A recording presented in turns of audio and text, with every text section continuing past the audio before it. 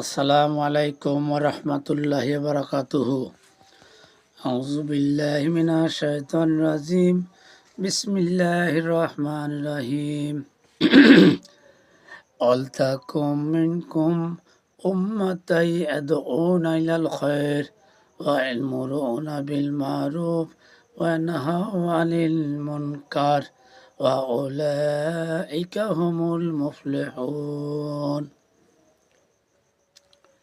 প্রিয় দর্শক মণ্ডলী, আমি আপনাদের কাছে বিনীত অনুরোধ জানাচ্ছি যে আপনাদেরকে আমি একটা ভিডিও দেখাবো।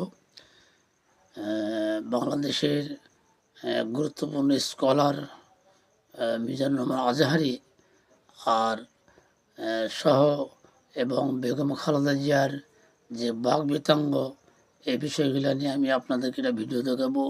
অনুগ্রহপূর্বক আপনারা অবশ্যই ধৈর্য সহকারে ভিডিওগুলো দেখবেন এবং আপনারা চিন্তা করবেন, ভেবে দেখবেন আপনাদেরকে বিচার আমি দিলাম যে আদৌ কোনটা বিচারক সঠিক। সম্মানিত উপস্থিতি, অবশ্যই তাহলে আপনারা ভিডিওটা দেখেন, দেখার পর আপনাদের সাথে আমার কিছু কথা হবে। শুধু শাসকের হাত বদল হয়েছে, আমরা কিছু পাই নাই, ঠিক কিনা বলেন? শুধু ওনাদের দোষ দিয়ে কি লাভ? একদল খাইছে, আরেক দল খাওয়ার জন্য রেডি হয়ে আছে। কোরআন থেকে প্রেসক্রিপশন না নিলে সমাজ সুন্দর হবে না। কোরআনের প্রেসক্রিপশন না মানলে রাষ্ট্র সুন্দর হবে না। কোরআনের প্রেসক্রিপশন অ্যাপ্লাই না করলে শুধু দুর্নীতি দমন কমিশন দিয়ে দুর্নীতি বন্ধ করা যাবে না। দূর থেকে দেখলে আমাদের জলে আসে না নাই ঘটনা কি? এই দুইটার মধ্যে এত মিলকে, এই দুইটার মধ্যে গিরিঙ্গি লাগানো যায় কিভাবে? হ্যাঁ, এই বন্ধুত্ব ফ্রেন্ডশিপ নষ্ট করা যায় কিভাবে? এরকম মানুষের কথা সবার না, আমাদের অনেকের মধ্যে আছে না নাই? আল্লাহর কাছে তওবা করেন এই মানসিকতার যেন আমরা না হই, আমরা মিলিয়ে দিব। কানগুলো খরগোশের কানের মতো খাড়া করে শুনুন পেকুয়ার ভাইরা। বিশ্বনবী বলেন, আলা উখবিরুকুম বি আফদল দারাজা, আলা উখবিরুকুম বি আফদল মিন দারাজাতিস সিয়ামি ওয়াস সালাতি ওয়াস সাদাকা। হে আমার উম্মতেরা, নামাজ, রোজা, দান, দেখেন নামাজ, রোজা, দানের চেয়েও বড় কোনো শ্রেষ্ঠ ইবাদতের কথা আমি কি তোমাদের বলবো না? সাহাবারা তো অবাক, বলে কি নামাজের চেয়ে বড় ইবাদত, রোজার চেয়ে বড়, দান করার চেয়ে বড় ইবাদত? সাহাবীরা বললেন, বালা ইয়া রাসূলুল্লাহ। নবী বলেন, বিশ্বনবী বললেন, নামাজের চেয়েও বড়, রোজার চেয়েও বড়, যাকাতের চেয়েও বড়, সাদাকার চেয়েও বড় একটা ইবাদত আছে, আমি কি তোমাদের বলবো না? সাহাবারা বললেন, ইয়া রাসূলুল্লাহ, বালা, অবশ্যই বলবেন, সেটা কি? বিশ্বনবী বললেন, ইসলাহু যাতিল বাইন। দুইজন যখন ঝগড়া লেগেছে, তোমার দুই ভাই যখন ঝগড়া লেগেছে, এই দুইজনের মধ্যে বিরোধ মিটিয়ে মীমাংসা করে দেয়া হচ্ছে সবচাইতে সেরা কাজ। আল্লাহর গজব পড়বে আপনারা যা শুরু করে দিয়েছেন। কতগুলো আলেমকে হত্যা করেছেন, এতিমকে হত্যা করেছেন, কতগুলো বিডিআর অফিসারকে হত্যা করেছেন। সেদিন কি কোথায় ছিল হাসিনা? সেদিন হাসিনা কোথায় ছিল? এতগুলো অফিসারকে মারলো, 57 জন অফিসারকে হত্যা করলো। সেদিন হাসিনার এই ফোর্স কোথায় ছিল? কেন সে ফোর্স পাঠায় নাই? আসলে সে নিজেই জড়িত ছিল এই হত্যাকাণ্ডের সঙ্গে। সেজন্যই আজকে তো এমন অনেক আননোন চেহারা দেখা যায় যাদেরকে চেনা যায় না যে তারা আসলেই বাংলাদেশি কিনা। বাংলাদেশের আজকে যে কর্মসূচি ছিল, আপনারা যদি দেশকে ভালোবাসতেন তাহলে আজকে ছিল আমাদের সার্বভৌমত্ব রক্ষা এবং এবং democracy for road March, democracy for March ছিল আমাদের কর্মসূচি। তো গণতন্ত্র চাবেন না, দেশ রক্ষা করতেও চাবেন না, গোলামি করবেন, দালালি করবেন। এই গোলামি তো রাখবে না। লিন্দুব দর্জির ইতিহাসটা পড়ে দেখেন, সেও কিন্তু টেকে নাই বেশি দিন, তাকেও বিদায় নিয়েছে এত দালালি করে, দেশ বিক্রি করে। কাজে এই দেশ বিক্রি চলবে না হাসিনার, দেশ রক্ষা হবে ইনশাআল্লাহ। দালালি বন্ধ করতে বলেন, আর হাসিনার দালালি করে লাভ হবে না।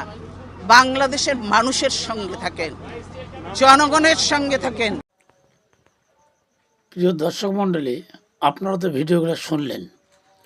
এবং বুঝবেন। তবে এখানে আমার মতামত হলো আমার মতামত হলো এই ধরনের যে আমি কিন্তু আলেমকে সম্মান করি এবং অবশ্য আমিও চাই এই বাংলাদেশটা কোরআন মাফিকই, কোরআনের আইন দিয়ে, আল্লাহর আইন দিয়ে, আল্লাহ রসুলের ত্যাগের বিনিময়ে যে রাষ্ট্র পরিচালনা করেছিল ঠিক সেই আইন দিয়ে দেশ পরিচালনা করুক। আমি একটা কোরআনের আয়াত তেলাওয়াত করেছি। এই কোরআনের আয়াতের এই তেলাওয়াতের মধ্যে আল্লাহ পাক বলছে, তোমরা এমন একটা দল করো যে এমন একটা দলের সাথে থাকো যে দলের কর্মসূচি থাকবে ভালো কাজের আদেশ করা এবং মন্দ কাজে নিষেধ করা। আমিও আলেমদের কথা মতো একমত। তবে একটা কথা হলো, এই যে মিজানুর রহমান আজহারি উনি একটা কথা বলছে যে এবার একজনা খায় দেশ ছেড়ে পালিয়ে গেল, আবার একজনা খাবে। 1971 সালের পর থেকে সব কিছুই রাজনীতির প্রেক্ষাপটের উপরই উনি কথা বলছেন। উনি আবার ফির পরেও বলছেন যে ঐক্যর কথা। তাহলে একটা জিনিস এখানে আমার একটা প্রশ্ন, সেটা হলো যে বাংলাদেশের সবচাইতে যারা স্বৈরাচার সরকার, এ সরকার এ দেশ থেকে বিতাড়িত হয়ে গেছে এবং খনি সরকার, শোষণ সরকার, যত অন্যায় গুণ আছে সমস্ত অন্যায়েরকারীর গুণ সমস্ত এই স্বৈরাচার সরকারের ছিল। এই সরকারের বিরুদ্ধে কথা বলতে গিয়ে বেগম খালেদা জিয়ারও কথা আপনারা শুনলেন। উনি কি বলল?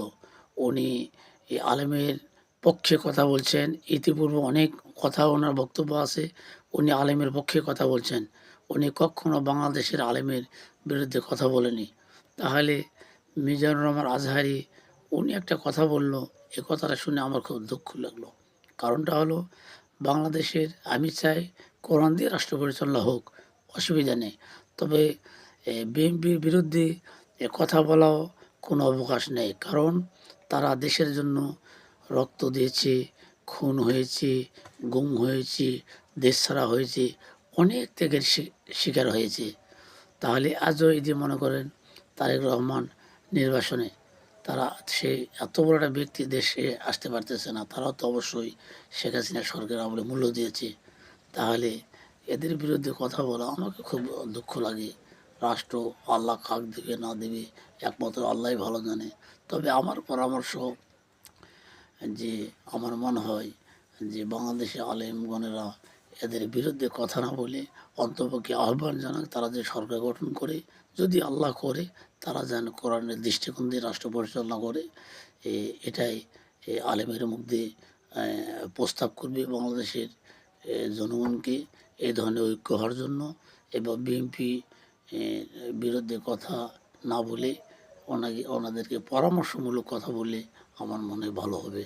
এই আলেমগণেরা বাংলাদেশের মানুষের শেখ হাসিনার দল ছাড়া সব দল দেশের জামাত এবং বিএনপি যেগুলো যেরকম ঐক্য ছিল, সেই ঐক্যই আমরা দেখতে চাই।